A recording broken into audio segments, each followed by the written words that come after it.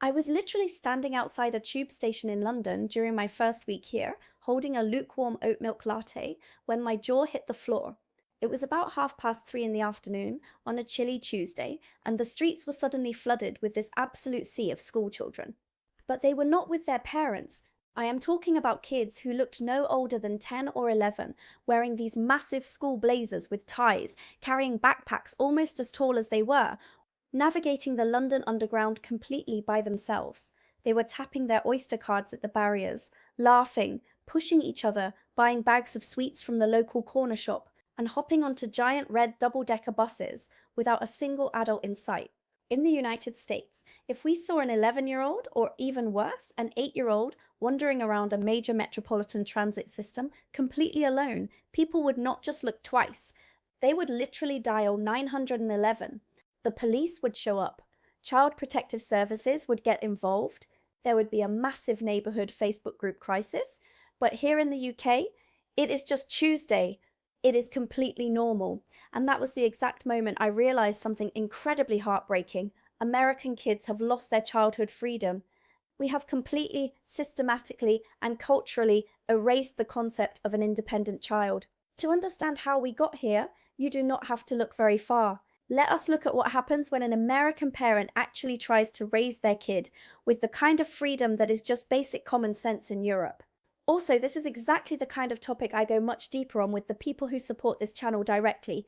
If you are sitting there thinking, okay, I need the fuller version of this cultural comparison, join the membership below. That is where I share my deeper thoughts, the more personal side of living as an expat, and the extra bits about British versus American life that I cannot always fit into these main videos. Let us talk about what happened to Danielle and Alexander Maitiv in Silver Spring, Maryland. This is a story that made national headlines, and it perfectly illustrates the absolute madness of the American parenting landscape. In December of 2014, this couple decided to let their two children, a 10-year-old boy and a 6-year-old girl, walk home together from a local neighborhood park. The park was about a mile away from their house. It was a beautiful, crisp afternoon. The kids were walking down a regular suburban sidewalk.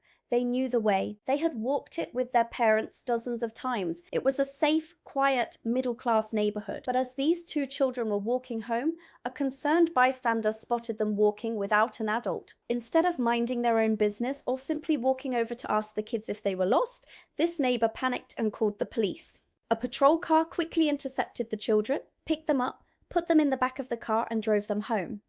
The police officer then stood on the Maitiv's porch, demanded the father's identification, and warned him of the extreme dangers of letting his children walk outside unsupervised. But the nightmare was just beginning. The local county Child Protective Services launched a massive multi-month investigation into the parents for child neglect. The state literally threatened to take their children away simply because they allowed them to walk a single mile on a sidewalk. And if you think that was just a one-off, isolated incident of overzealous policing, you are dead wrong. A few months later, in April of 2015, the exact same thing happened to the same family. The kids were walking home from another park, and this time the police detained the children in a police car and held them at a CPS facility for over 5 hours. The parents were frantic, searching the neighborhood, calling their friends, completely terrified that their children had been abducted. In reality, the state had locked their kids up for the crime of walking outside without a chaperone. The Maitivs had to hire lawyers just to defend their right to let their kids walk on a sidewalk. When I read about this, I was utterly shocked. In the US, we have created this bizarre, hyper-vigilant culture where parenting has become a spectator sport, and every neighbor feels entitled to police your family.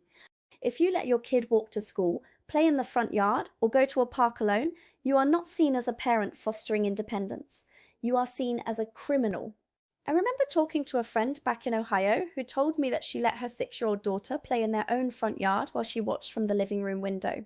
Suddenly, a neighbor walked up to the little girl, grabbed her hand, marched her up to the front door, and aggressively asked my friend if she knew her daughter was outside alone. It is this constant, suffocating surveillance by other adults.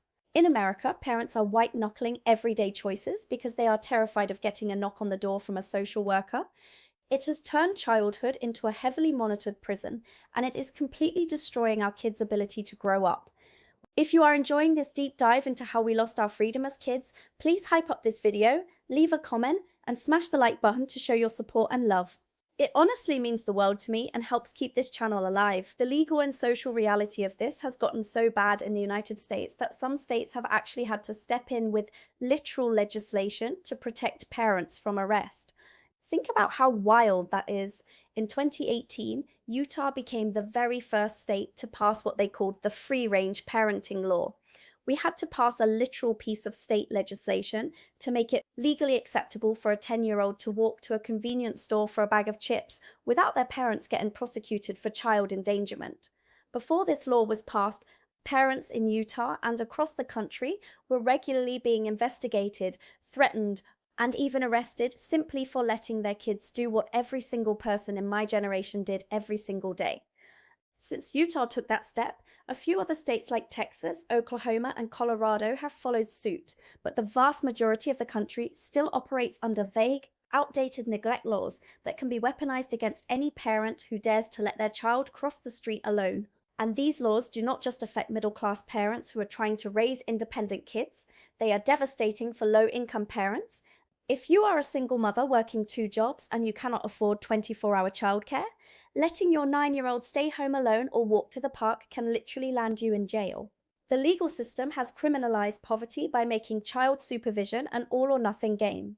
But while laws like Utah's are a step in the right direction, they do not solve the biggest physical barrier to childhood freedom in America, which is our physical infrastructure. This is something I did not truly understand until I moved to the UK and started living here.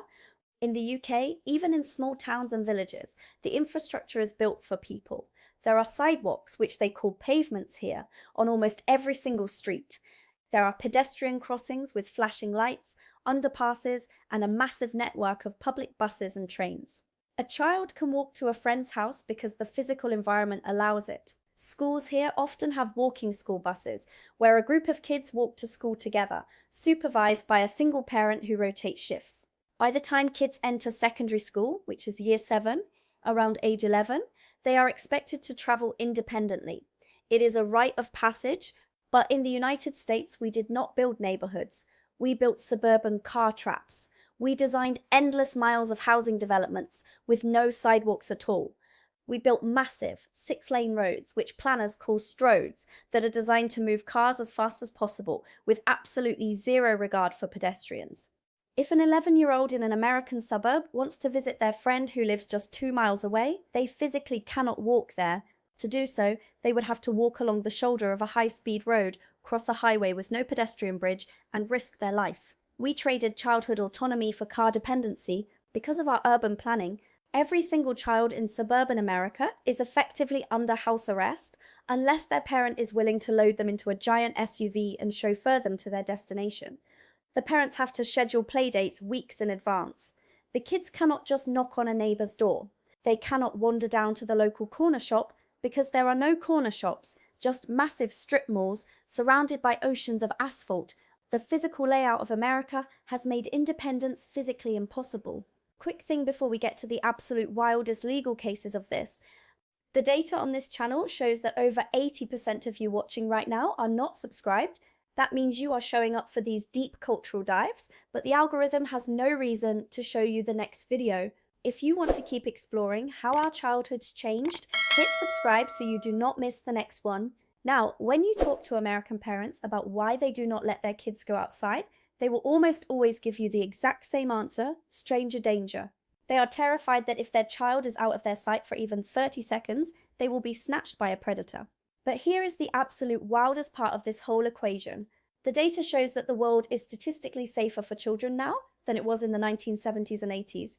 Violent crime, including child abductions by strangers, has plummeted since its peak in the 1990s. It has collapsed. A child is statistically far more likely to be injured in a car accident while being driven to a playdate by their parent than they are to be kidnapped by a stranger on their street. So, why are we more terrified than ever? It is because we are living in a manufactured panic. The rise of the 24-hour cable news cycle in the 80s, followed by the explosion of social media, completely distorted our perception of risk.